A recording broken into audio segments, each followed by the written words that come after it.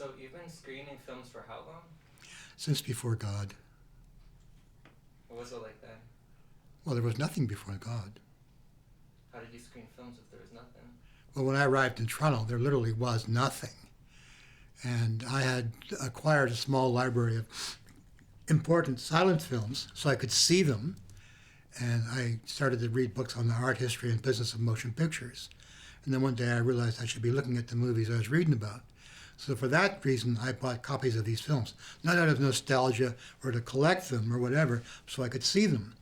So then I'm really excited about this stuff. I mean, I'm looking at Battleship Potemkin, Metropolis, Phantom of the Opera, The Birth of a Nation, Intolerance, Eric von Stroheim's films, Chaplin, all this great stuff, Buster Keaton on my bedroom wall at 17. I'm like blown away. And I discovered when I came to Toronto, this fellow ran a used bookstore, a magazine store, and he asked me to start showing my films in his store. And I discovered the great joy of sharing things I knew were good with absolute strangers who knew their value, which is the only reason why I keep this up.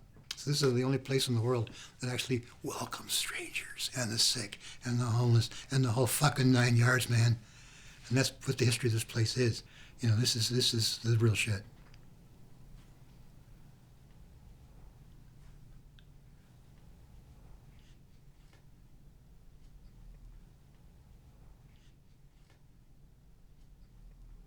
My mom was Church of England. My dad was Roman Catholic. It was a big fight between my mom and my dad's family, but whether I go to Catholic school or public school.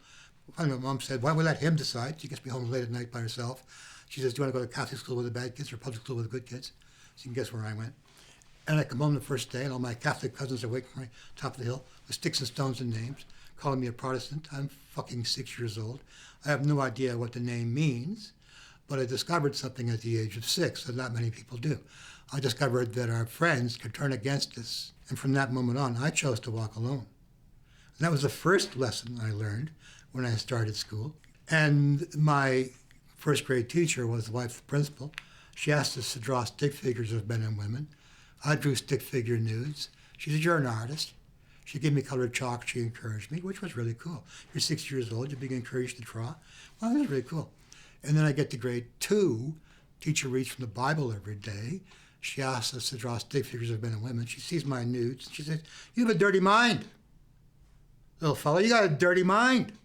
And then she beat me.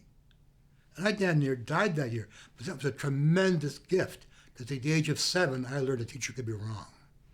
When a teacher was wrong, you took the beating. And after that, I was done with the school system. I had to pass through it, yes. I was done with it.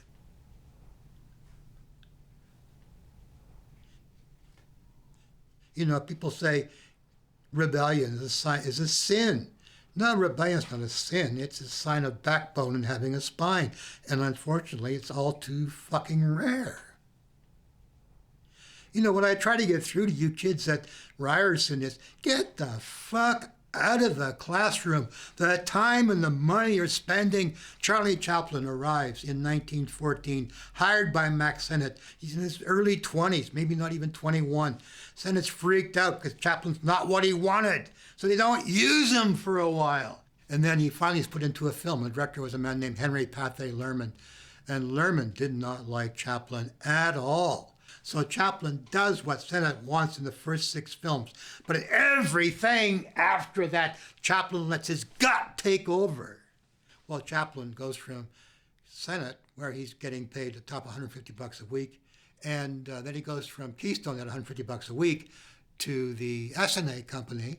He goes from S&A to the Mutual Company, where he's given $100,000 bonus for signing and $10,000 a week.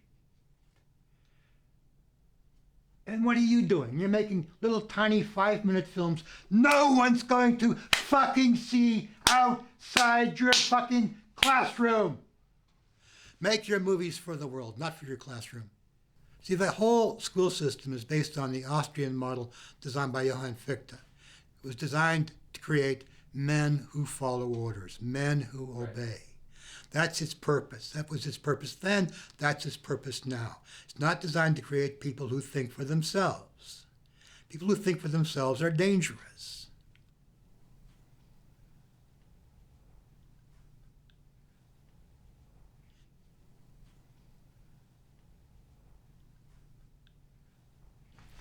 Number one rule in life is never explain. Don't explain anything. If you were forced to? I don't. Forced to or not, I don't explain. What if you wanted to? I never want to.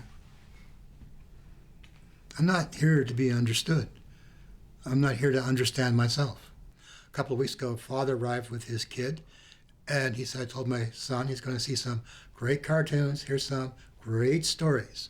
So I put the accent on the stories.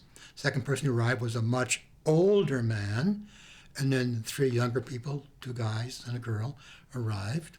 And I started with the cartoon, and I gave the story, and the whole night did that. And the one older guy got right upset and stormed out. People will say on the web, Reg Hart's an asshole. He talks too much. He likes to hear himself talking. A lot of folks say that, and let him say it. But at the end of the night, that kid walked out of here, wow, it's everything you promised.